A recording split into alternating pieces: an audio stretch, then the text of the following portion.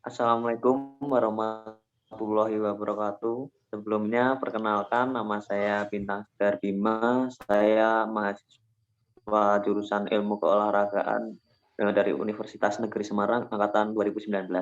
Sebelumnya silakan kakaknya perkenalkan diri dulu. Oke, izinkan saya memperkenalkan diri. Assalamualaikum warahmatullahi wabarakatuh. Perkenalkan, saya Anissa Febri Dimansyah, mahasiswa filsafat Universitas Gadjah Mada, angkatan 2020. Sebelumnya mohon maaf nih Kak, mengganggu waktunya ya. Pertanyaan pertama dari saya, mengapa sih kakak memilih jurusan filsafat? Oke, karena saya sejak SMA itu begitu tertarik dengan jurusan filsafat. Karena pada dasarnya, semua ilmu yang dipelajari itu berakar dari filsafat. Atau bisa dibilang bahwa filsafat itu adalah dasar dari segala ilmu yang kita pelajari saat ini. Seperti itu. Filsafat itu menurut saya dan mungkin sebagian orang sulit ya Kak.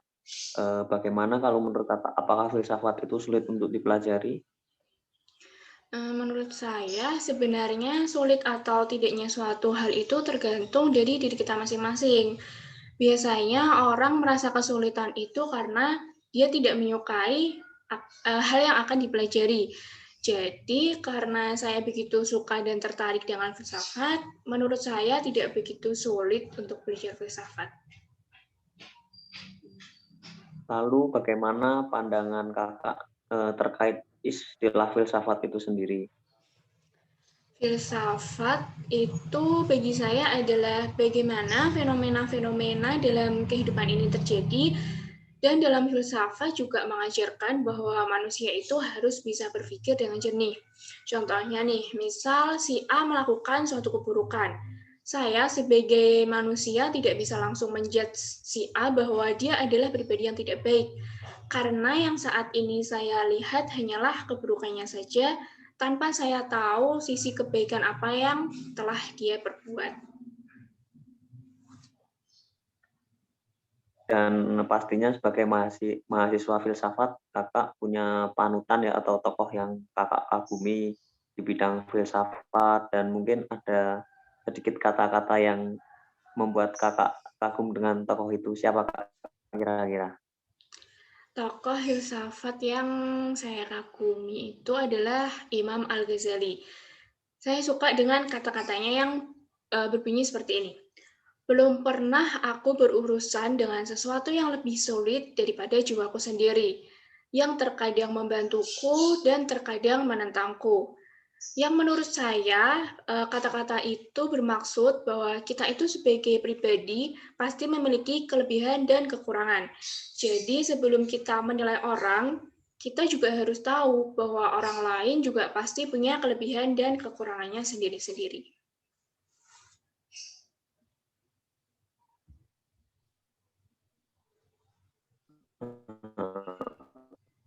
Oke, kemudian berhubung hal yang saya tanyakan tidak jauh dari olahraga dan gerakan ya Kak. Bagaimana pandangan Kakak tentang istilah filsafat yang bergerak atau bersinggungan khususnya dalam gerakan manusia? Oke, manusia itu diciptakan dengan banyak kelebihan, termasuk dapat bergerak, berpindah, dan melakukan berbagai aktivitas. Sudah seharusnya seorang manusia memanfaatkan hal tersebut dengan baik. Apabila manusia tidak bergerak, pastinya manusia tidak akan berkembang. Bahkan dalam pelajaran sejarah, manusia di masa prasejarah itu juga mengalami hidup yang berpindah-pindah tempat yang tujuannya untuk mencari tempat yang terdapat bahan makanan demi kelangsungan hidup mereka. Di zaman Nabi pun dijelaskan bahwa Nabi Muhammad memiliki tubuh yang atletis, yang menandakan bahwa Nabi Muhammad gemar berolahraga atau dalam hal ini adalah bergerak. Jadi menurut saya manusia itu hidup haruslah bergerak.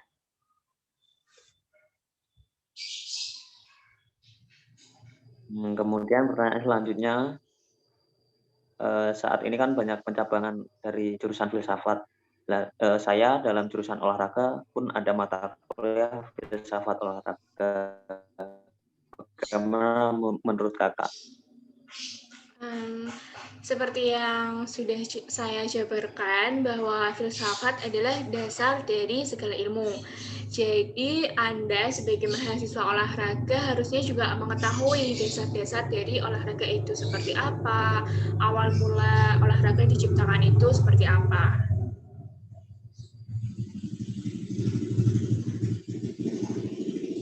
Berikutnya kan saya juga termasuk salah satu penggemar sepak bola. Di dalam sepak bola itu, dikatakan bahwa sepak bola itu mengandung sebuah filsafat dan sebuah seni. Bagaimana menurut Kakak, apakah memang dalam sepak bola itu ada kandungan sebuah filsafat? Ya, pastinya dalam setiap cabang olahraga itu ada dasarnya, ada tekniknya.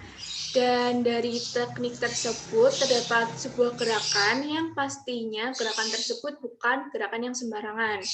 Menurut saya, itulah yang bisa disebut sebagai filsafat dalam sepak bola. Dan dengan adanya gerakan-gerakan tersebut, pastinya tercipta sesuatu yang indah. Yang pastinya seorang penggemar sepak bola adalah suatu seni, suatu yang dapat menghibur. Itu sih kalau menurut saya.